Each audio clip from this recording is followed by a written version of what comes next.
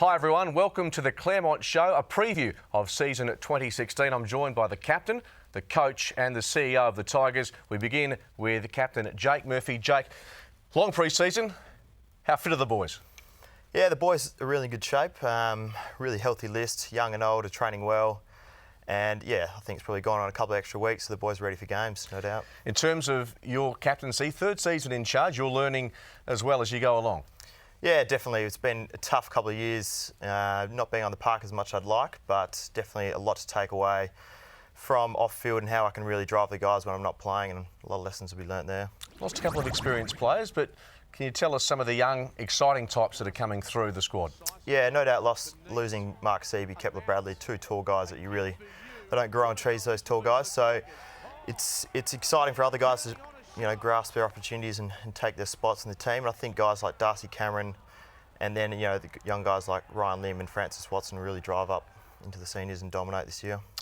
Coach, Michael Broadbridge, it's an important year for the footy club. After last season, extraordinarily, you started so poorly but came home with a wet sail. Yeah, it's been 2 seasons in a row. Both years I've had the boys at Claremont. We've started really poorly. We lost our first 5 games last year and then finished really well and managed to play in that elimination final, courtesy of the top 5, which was handy for us. We just snuck in. But certainly we need to win more than 10 games. That's what we've won the last 2 seasons, and we're looking at pushing up to 13 or 14 this year to give ourselves a decent chance. Jake touched on some of the comings and goings in your squad.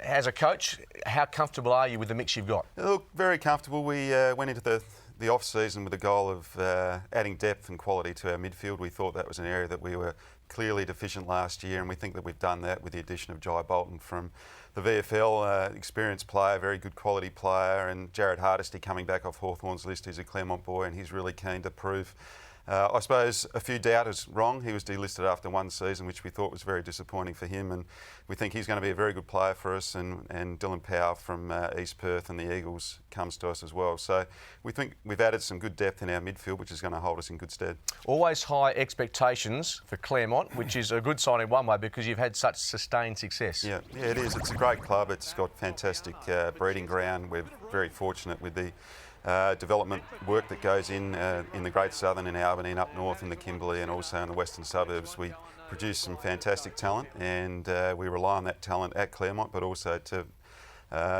feed the production line of the AFL. Speaking of a great club, there's a club great next to you, the Chief Executive of the Tigers now, Graham Moss, a WA footy legend. Mossy, off-field, how are the Tigers shaping up for 2016? Pretty well, thanks, Mark. My major concentration since taking over as CEO in December last year was to concentrate on the revenue-producing side of the club, in particular sponsorship and membership. We've been very fortunate in securing some new sponsors. MCO Building have come on board as a major support sponsor. They are the company that are actually building our new club rooms at the moment, and they'll be completed in time for the 2017 season. Practical completion is due for December this year, so we'll be moving in just after Christmas, which will be fantastic.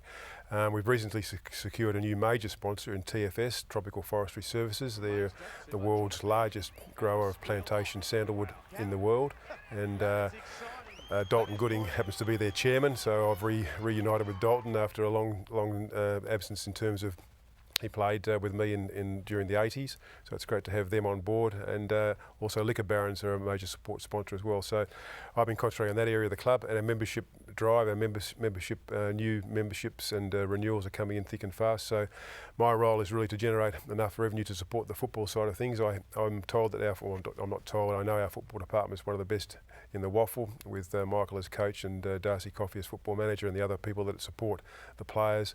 So yeah, it's all shaping up very well off the field for the season. Off field, you're in control of that, but given your footy background, at times will you be tempted to go in and have a chat to Michael about what's happening on the field? Not at all. I've made it quite clear, and Michael hasn't made it quite clear to me, but we understand each other, and no, that's purely his department.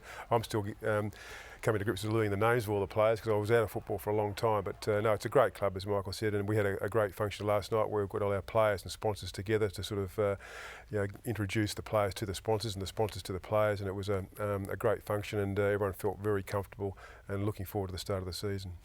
Gentlemen, good luck for season 2016. The Tigers, who finished 5th last year, hoping to go a couple of places better. Michael Broadbridge in charge, Jake Murphy the captain, and club great Graham Moss chief executive. You can see all the action on 7 Sport in the WAFL this season, and of course read it all in the West Australian.